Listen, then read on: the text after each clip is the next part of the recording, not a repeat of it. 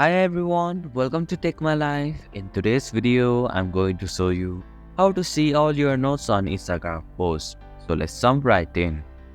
First, open the Instagram app. Tap on the profile icon from the bottom right corner of your screen. Now, tap on the hamburger icon from the top right corner of your screen. From the menu, tap on the Your Activity option.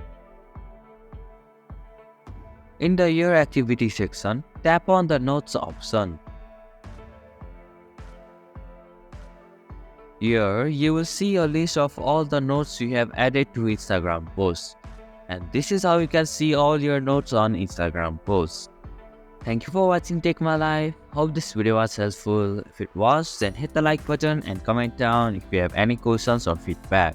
Also, if you are new to our channel, please subscribe and hit the bell icon so that you don't miss our upcoming videos.